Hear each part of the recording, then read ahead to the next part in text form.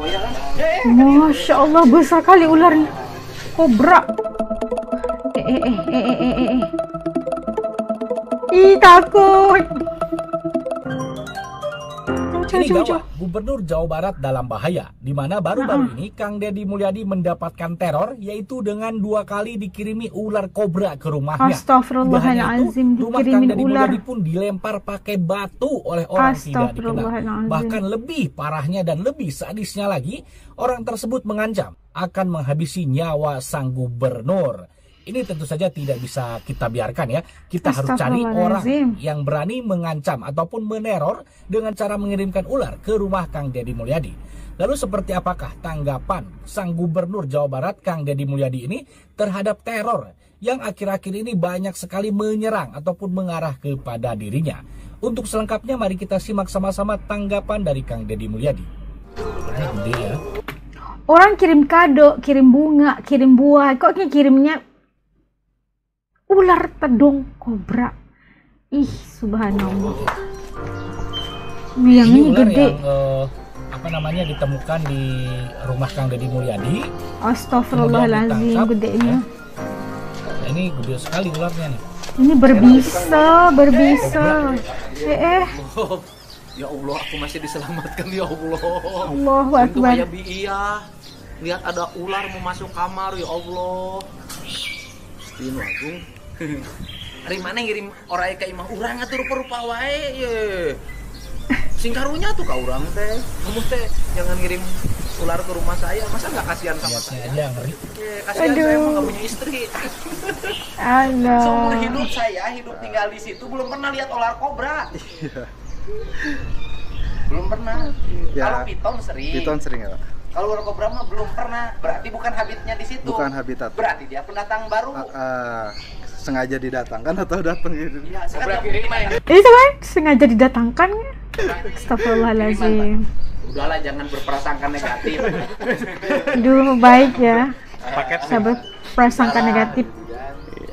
Aduh, berat kiriman paket DNA.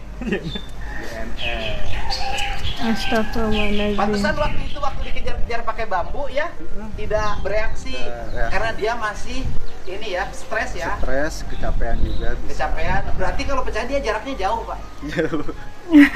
Kecapean ular. Langsung dirinya di mana tuh dirinya? Bukan habitatnya.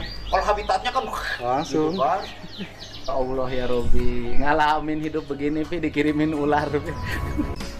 Allahu Akbar. Mari kan gimana? Hah?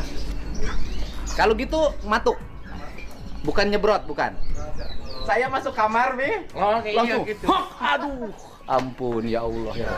Ampun ya Allah. Rahayu. Salamat berkah. Oraina ke kan bungan, Bi. Karunyan.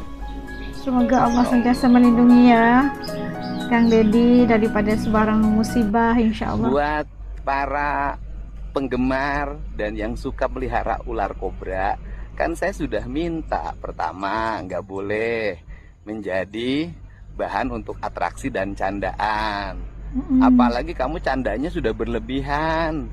Sudah kedua kalinya kamu ngirim ular king cobra ke gerbang pintu rumah saya ya.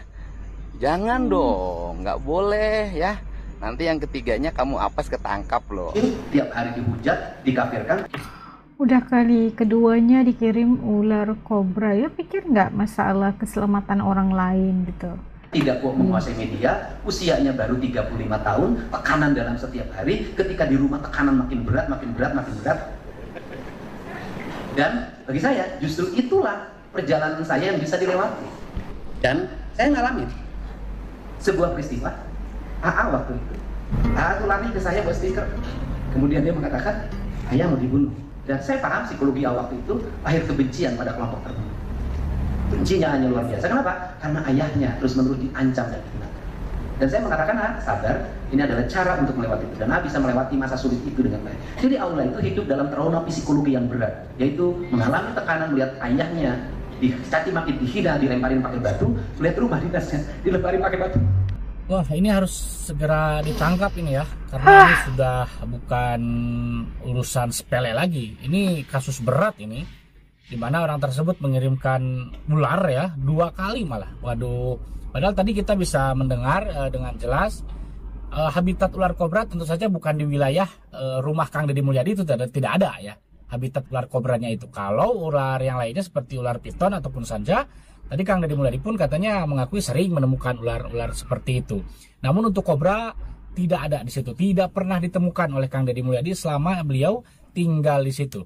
Nah, ini kan muncul spekulasi ataupun muncul kecurigaan bahwasanya ular tersebut merupakan ular kiriman.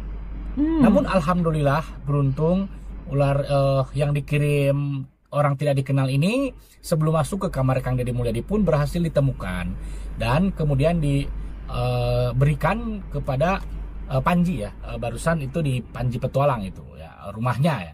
Bisa terlihat ya ularnya, kobranya gede sekali, ngeri. Saya pun ngelihatnya gimana gitu.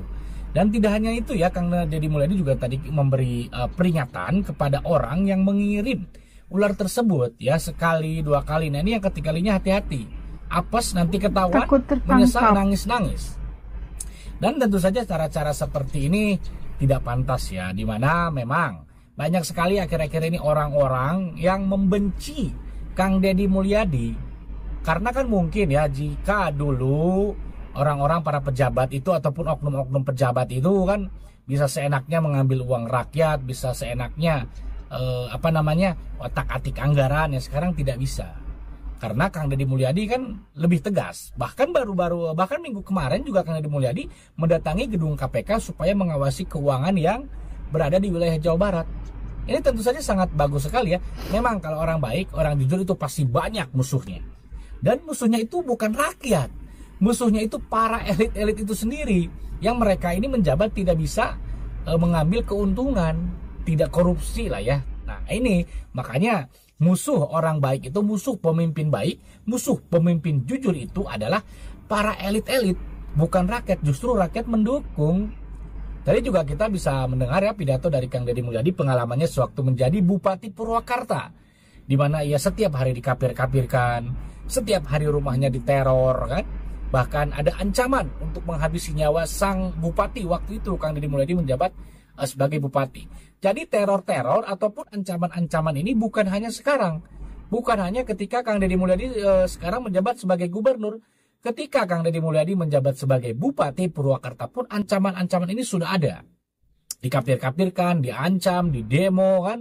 Bahkan tadi Kang Deddy Mulyadi mengakui bahwa rumahnya dilempari batu kan. Nah, jadi ini bukan hal yang baru bagi Kang Deddy Mulyadi.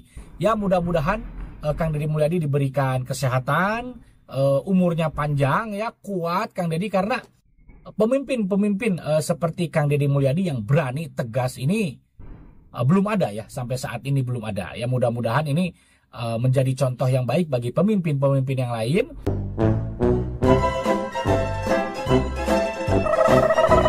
Masya Allah, itu tadi pengalaman kita lihat bagaimana Kang Deddy Mulyadi rumahnya diteror gitu kan, dikirimin ular kobra udah kali keduanya. Karena bagaimana dia tahu itu kiriman? Karena dia tahu itu ular kobra itu bukan habitatnya di tempat itu, ular spesies lain, tapi ular kobra itu kelihatan stres kayak gitu kan. Kita tahu pasti perjalanannya itu jauh banget, dan itu alhamdulillah Allah masih lagi memelihara keselamatan. Dan juga bukan hanya Kang Deddy, tapi isi rumahnya Kang Deddy juga tidak dikenapa-kenapakan sama ular tersebut. Dan itu suatu peringatan yang dikeluarkan oleh Kang Deddy. Pertama kalinya selamat, kedua takut yang ketiganya tertangkap, dan ya mendatangkan kesulitan buat orang yang ngirimin gitulah. Dan ceritaannya tentang teror di rumahnya, dilempar batu dan segalanya. Itu adalah pengalaman yang dialami oleh Kang Deddy sebagai seorang politikus ataupun seorang pemimpin yang tidak disukai oleh teman-teman politikus yang lain, para elitis yang lain. Bahkan katanya Kang Deddy itu disayangi sama masyarakat, sama rakyat. Nggak mungkin masyarakat dan rakyat sanggup melakukan itu kepada Kang Deddy. Ini pasti para elitis yang kehilangan sumber atau mendapatkan kerugian daripada kebijakan-kebijakan yang dilakukan oleh Kang Deddy, yang memusatkan masyarakat ataupun yang mementingkan masyarakat dan rakyat terlebih dahulu daripada golongan elit ini sendiri. Dan itu ya pasti memberikan tekanan buat Kang Deddy, tapi kita mendoakan juga agar Kang Deddy sentiasa dipelihara, bukan hanya Kang Deddy tapi seluruh keluarga, seluruh pekerja-pekerja di bawahnya juga sentiasa dilindungi keselamatan dan diberikan kesehatan yang baik oleh Allah Subhanahu wa taala. Kalau menurut kalian kayak gimana? Apakah pandangan kalian tentang melihat Kang Deddy diteror sebegini? Tip komen di bawah supaya juga tahu pandangan kalian. Sampai ketemu lagi insyaallah di lain video. Assalamualaikum semua, jaga diri.